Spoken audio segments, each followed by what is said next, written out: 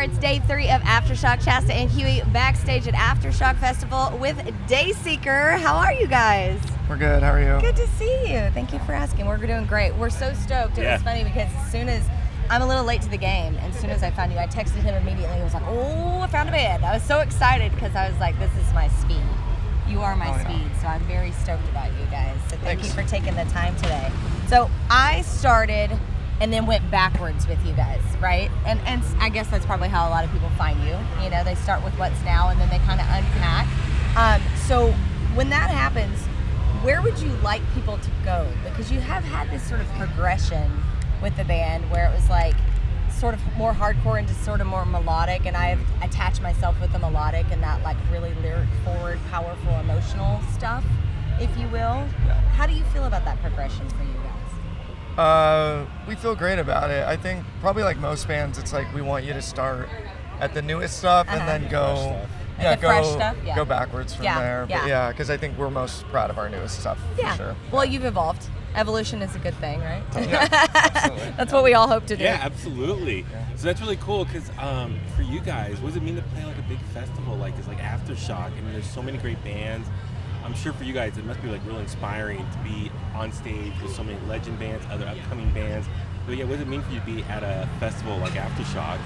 Oh, it's great. Yeah, I mean, you're playing to thousands of people every time you get a chance to, and we feel we're very lucky for sure. And it also feels like you get a chance to capture a lot of like new listeners. Like it feels like they buy a ticket to see maybe like a headlining band, but then they might have a free hour and they just happen to catch our set, and then they become like a lifelong fan after. So yeah. That's what's great about a band like you, because you're a stop you in your tracks kind of band. Like I'm not digging on anyone. I'm really not. This is not like I'm not bagging on anything, but sometimes there's a lot of bands that tend to sound very similar. And I think that's why you grabbed me, because I was like, oh, that's different. And that's happened to us a few times at this festival, where we've been like walking and physically went, "Who's that?" And I think that you guys have that element, if you will. Thank you. And that's where you get that new blood, your new audience. Yeah. You guys are very into connecting to your audience. I mean, you guys talk about some tough shit. I mean, obviously, like love and pain and loss and grief. Like I lost my father, and so like that part of it really connects with me. Yeah, of course. What's the writing process with all of you? Where does it start? How does it flow? Yeah, it's usually like sometimes it's just a piano idea I get in my living room, and I'll record a really crappy sounding voice note into my iPhone, and I'll put like Cemetery Blues, whatever, and then we'll bring it to our producer, and then we all kind of fine tune it from there, and then we let Zach on the drums kind of go nuts at the very end, and then that's just how the song goes. Yeah. And then it's kind of layers from that point, right? It's like adding layers on top of it. Sure, I'm married to a drummer, so I'm so sorry. And I'm raising a drummer. My 9-year-old is also a drummer. That's really cool. That's really cool. Nothing in our life but drums, so mad respect. Yeah, lots of headphones in the house. Earplugs. Well, it's funny that you say that, because I wanted to bring the drum set into the house for my son, and my husband was like, "No." What are you doing? Like, trust me. Yeah. And I was like, no, I was being pure about it. I'm like, no, he's going to roll out of bed and the first thing he sees is his kid. I want him to be like inspired all the time. He's like, oh, for fuck's sake, okay. If you want that at 8 a.m, we can do that. But I love it. And now he's already 9 and he's performing. So it's that's so cool. We did something right. Yeah, totally. But it's cool. Like for you guys, you're like really making it happen. What would you say to a 9-year-old that's like starting out? That feels even weird to say, but like a 9-year-old that's starting out in music, like how to find your way and like keep you inspired?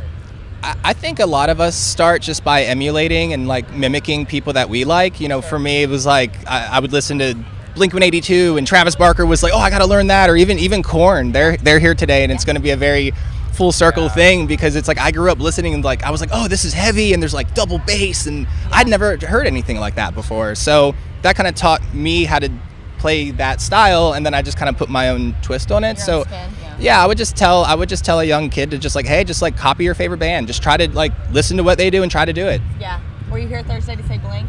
No, I wasn't. I wish. When did you guys get into town?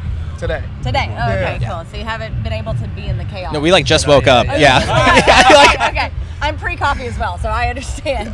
So for you guys, you have such a unique sound. I mean, obviously, stereotypical question, what are some of those influences for you guys? And you mentioned Blink, Korn, but like, what are some other bands that really influence the sound that you are right now? I don't know. yeah, I mean, when I was younger, it was bands like Linkin Park, Thrice. Thrice is great. Yeah. Circa Survive. Oh my God, I love Circa Survive. Yeah, no one ever talks about them as much as they should. They're so they're underrated. great. We toured with LS Dunes like last year, and Anthony Green was fronting the band, and we got to know him, and I was just geeking out. I would be too. That's so rad. Yeah, that's cool. Circa Survive is like legendary. Yeah. No wonder you guys fell into my lap, and I was like, yes. Yeah. That makes a lot of sense. What's it mean for you guys right now as a band? Like, you brought up Blink-182. There is like obviously a resurgence with them, with Tom back in the band. A lot of pop punk bands on Thursday were playing that are back doing it. They were took a little hiatus or whatever. Yeah. And also we were just talking like there seems like a big hard rock resurgence as well. Even like new metal, Limp Bizkit's back doing Korn, but like just other hard rock bands are really doing great stuff. Ticket sales are doing really good for hard rock and metal. So what does it mean for you guys to kind of be in this wave of just all these great genres doing so good right now? I think we're lucky that it's because it did feel like rock got like stale for a little bit, and then it feels now like I think enough bands have done enough like genre blending to where it keeps it interesting, and like a band like Sleep Token or Bad Omens, it's like it can be like a ballad, and then you can just go into a metal thing, and people are accepting of it and they're interested in it. So I think we're lucky to like be a name that's like mentioned alongside bands like that in like the new wave of rock and stuff. So we're we feel lucky to be here. You just kind of have to ride the wave. Yeah. Because there's always ebbs and flows. Totally. We've been in this industry for 25 years. Yep. And you see it go up and down. Like you said, it kind of gets stale, and then bands come out and you go, oh shit, like that's exciting. So I'm glad it's good for all of our bank accounts. Absolutely. Keep it real. So what's next for you guys? Album? Yeah, new album, Creature in the Black Night, comes out October 24th, and then just a lot of touring next year. Yeah, so you guys are stacked for like how long at this point into the new year? I think we have plans until like early 2027, so we are gonna... So we have a lot going on. Wow, well you're young, you're fine, you'll be good, okay. it's fine. Are you healthy? We were just talking about with Slaughter to Prevail that they're very healthy, like they trying to be. Yeah, trying to be. Maybe too much alcohol sometimes. That's like the crux, but it happens. It's hard. It's like alcohol and then into coffee in the morning, and then the whole cycle starts all over again. I think we're pretty healthy. Like I put my sunscreen on today. You know what I mean? Like I'm good. That's what we were just. Let's go. Yeah. We try to translucent. So eat like a salad once a week. You know what I mean? Like it's fine. Mom approved. I'm like the band auntie over here. Band love approved. it. That's funny. Well, we're stoked about you guys. I'm so excited for you and what's next, and we'll be rocking the album October 24th. You said? Yeah. A couple weeks away. Your baby's gonna be birthed into the world. Yeah. Congratulations. I know it's scary. Yeah, we're excited. Well, we do have one more question for you. We always end our interviews with this. It's from Almost Famous, the movie. I don't know if you're familiar. Yeah, love it. Yeah, it's a great one. Yeah. And the question is, what do you love about music?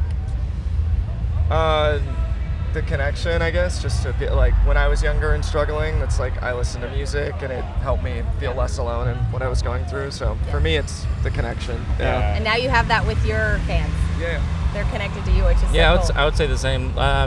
Just how it is sort of its own language, and it gives you the opportunity to connect with others. Yeah. Because music is it's eternal, and I feel like every one person can always relate to something musically. You know what I mean? Yeah. Oh yeah. Big time.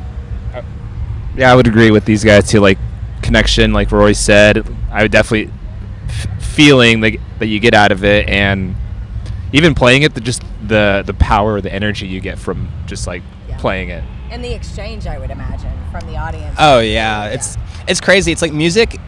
It's like music and food are the only two things I can think of where you don't need to speak the language of the other person to enjoy the experience together, and that is very cool and powerful to me. Yeah. I think of it almost like an entity, like a godlike entity, because it seems like it's the great connector that just sort of like hovers over us. Sure, and yeah. Like boundaries. I believe more in that than any of the other shit. Yeah. Boundaries and borders don't matter. Politics doesn't matter. Like we can all stand around and sing the same stuff and like have that connective tissue. I think it's magic. Yeah. Anyway, that's my piece. No one asked me. All right, it's Dayseeker. Thank you guys so much. Thank you. Appreciate it. Thank you.